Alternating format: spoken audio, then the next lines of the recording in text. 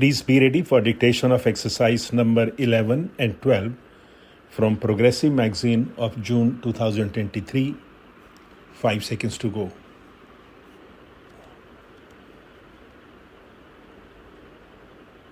Start. The real limiting factor in industrialization is the lack of capital equipment.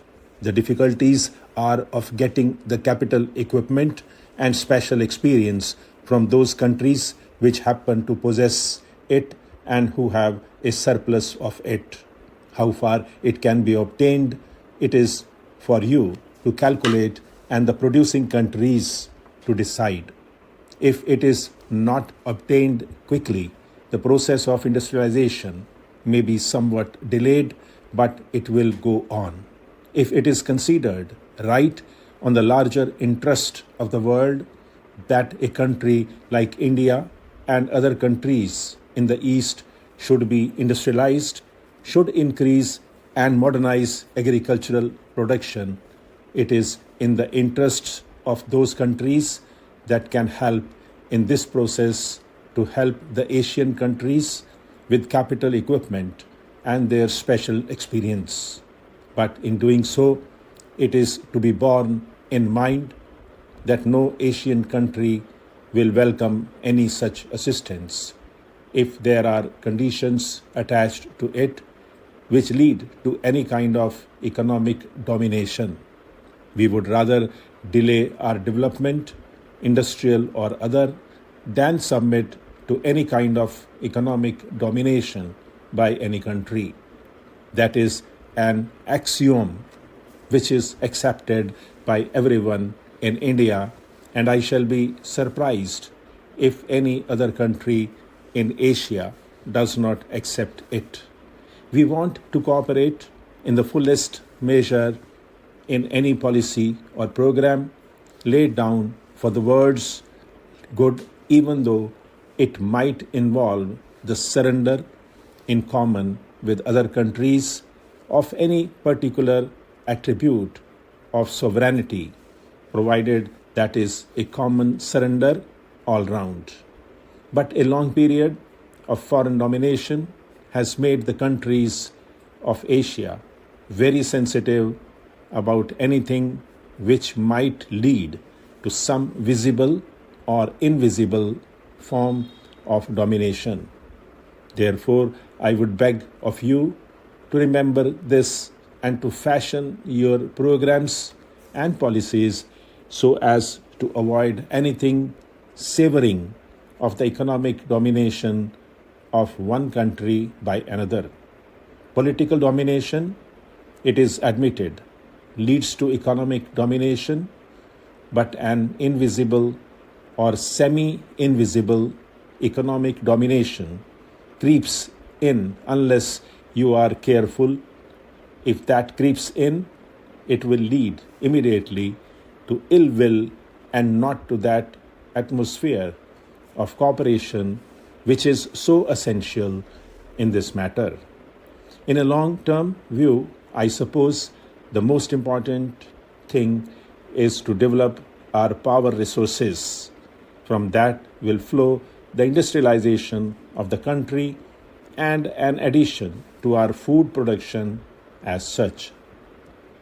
Measures for land reform will not create the necessary impact unless implementation is sincerely and speedily undertaken and the inputs necessary for increasing production are supplied on time at reasonable rates and in adequate measure, particularly to the small and marginal farmers.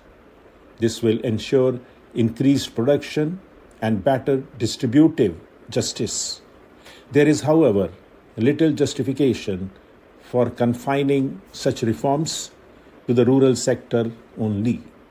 The Monopolies and Restrictive Trade Practices Act appears to be a step in the right direction, but is not adequate.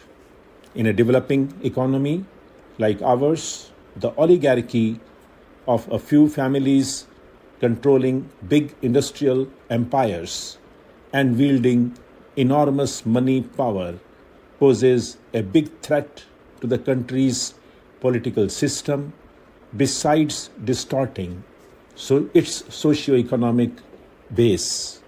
I would earnestly appeal to all that a suitable strategy should be devised and necessary steps taken to control such concentration of wealth in the larger national interests.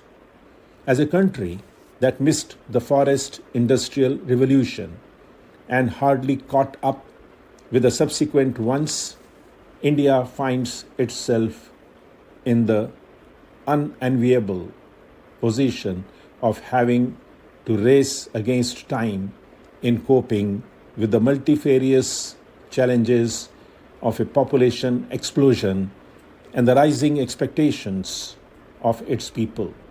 The war against poverty cannot be fought and won through a mere redistribution of the existing resources that are inadequate for feeding and providing jobs for the great mass of our people.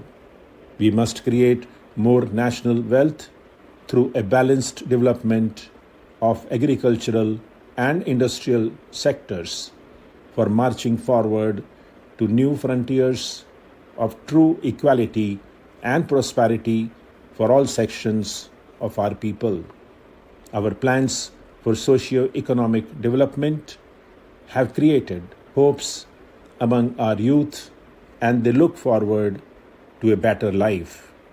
Our youth, the nation's most valuable treasure, must not feel impatient or apprehensive of the future. We need to effectively involve this vast reservoir of hard-working and intelligent manpower with the task of nation building, particularly in the rural areas. The draft 6th five-year plan sets out a new strategy for the creation of massive job opportunities through accelerated development of agriculture and cottage and small-scale industries.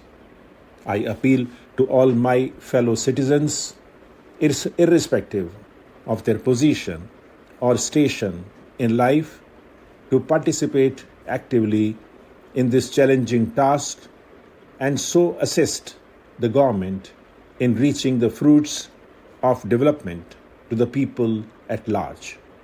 A year ago, today, the country was in a relaxed mood, having achieved in an orderly and peaceful manner the restoration of civil liberties so dear to all of us. Against such a joyous backdrop, a few scattered clouds on the distant horizon did not seem to hold any particular menace now. Stop.